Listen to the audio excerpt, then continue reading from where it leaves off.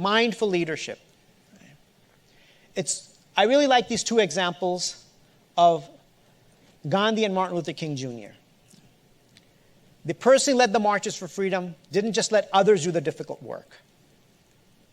So, as people in leadership roles, we have to be willing to do the things we're asking others to do. You can't just be telling everyone else to do one thing and we're not doing that same thing. People want to see you doing the same things you're asking them to do. Otherwise, it breaks trust.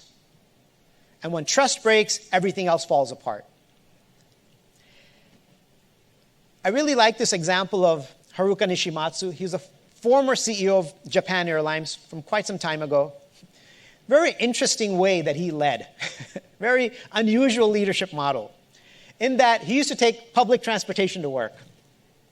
Right? No fancy cars. Get off the bus and go to work. Get on the bus and go to work.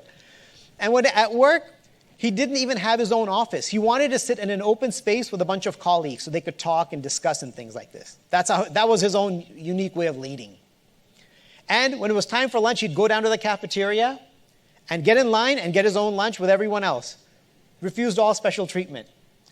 And you could see him walking around the buildings, talking to different employees, talking to the flight staff, helping put away newspapers, just a really down-to-earth, accessible leader. Very humble. So, and one time, it's explained that when he had to give a pay cut to a lot of the employees because the company wasn't doing so well, he gave himself a pay cut. And in the interview that I watched on CBS News, he said, there's only one person that was actually unhappy about my pay cut. He said, that was my wife. He's like, well, what to do, you know? I had to set an example. I had to do it. So, now, we may not do what he's doing, but at least let's think of how we can be more accessible to our teams. How can we be more approachable to them? How can we be more down to earth? So people feel comfortable. See, that's the way to build trust. And then that opens the door for other conversations as well about mental health or whatever concerns they may have.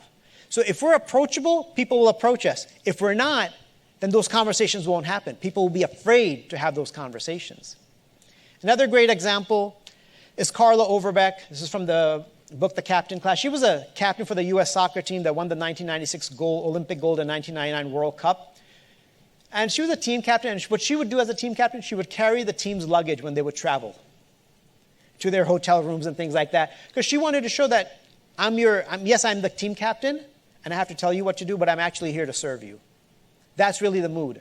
So I just want us to think about what we can do more of to be in that mood of servant leadership. How can we serve our teams?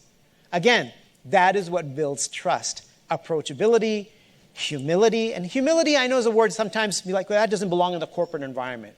But humility doesn't mean to think less of ourselves. It means to think of ourselves less. Right? So how can we serve others a little bit more